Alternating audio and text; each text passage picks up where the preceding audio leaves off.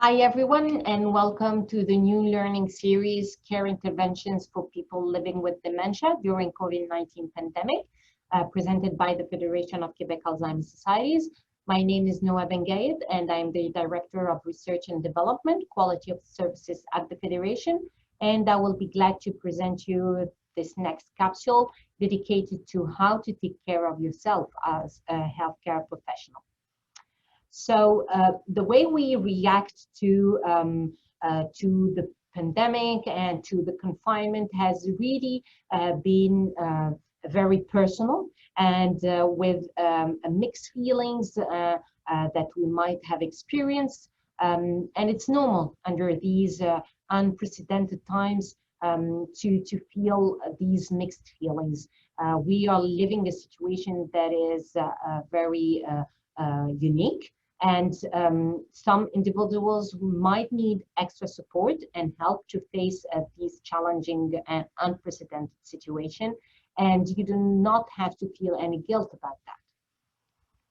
So it had been a very difficult situation. The COVID-19 pandemic have imposed a reorganization of the teamwork, but also the way we provide help and support to people with dementia. Despite the uncertainty about the coming weeks and months ahead, we shall continue to support them in an efficient way by keeping in mind these three things.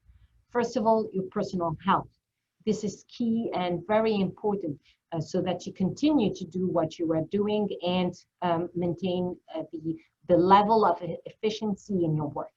Your personal mental health as well is key, so that you are able to support and care for people who need support and care.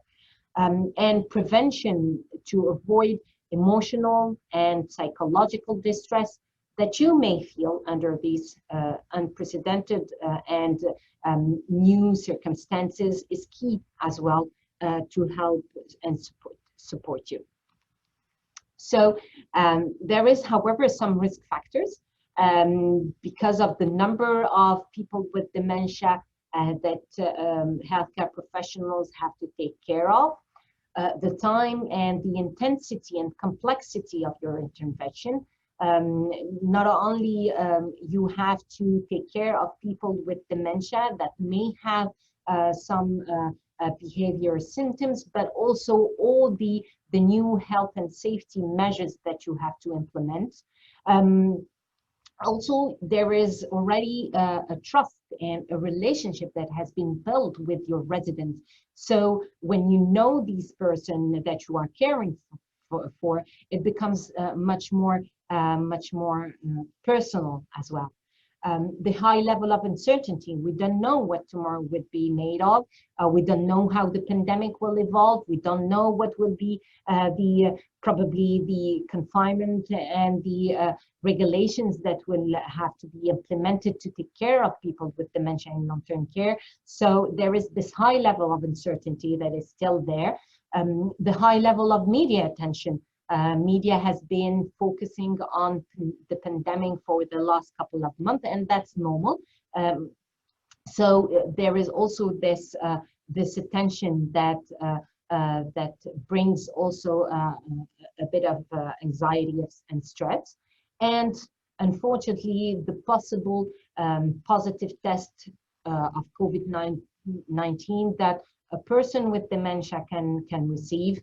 A caregiver, family members, a colleague, a member of your family, or even yourself.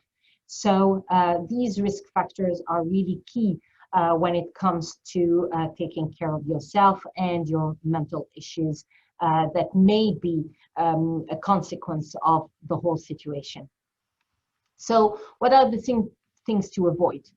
Thinking that you are invulnerable. Telling yourself that I've been caring for people with dementia for a long time. I've been doing this for quite some years, and I can do it. Another feeling as well that you may face is the feeling of guilt. The guilt of speaking about what you may feel as anxiety or feeling depressed or feeling overwhelmed by the situation. The priority as well that has been given to the situation, the pandemic, and the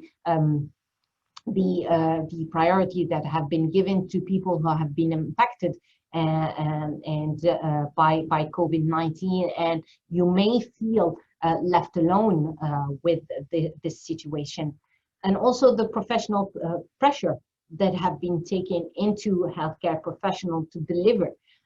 There is high expectations from you. There's also a need to perform. So this might also bring some pressure in your day-to-day life and work.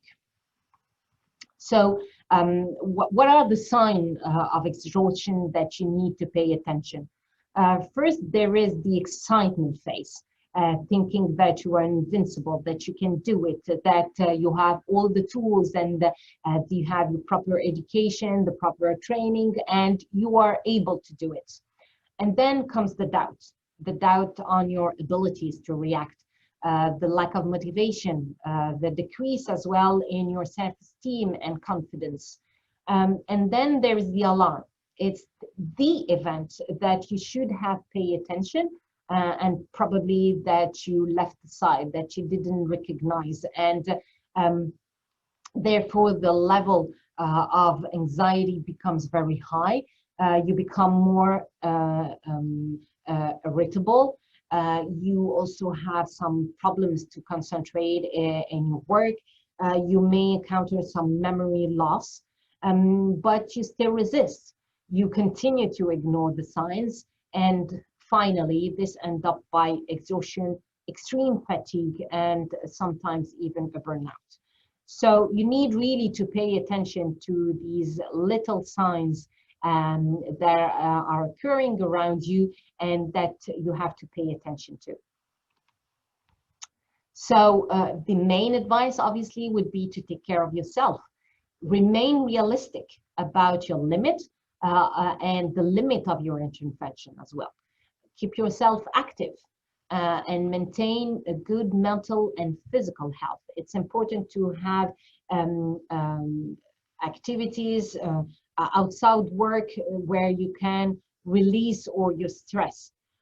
So pay attention to your lifestyle, eat well, exercise well as well. Keep connected to your social network. If you need to discuss any mental health issue with someone, either do it with a team member that you trust, with a person that you can rely on, or really call healthcare professionals. There is people who you can be referred to, and they are here to help you. Don't take everything on your shoulder as well.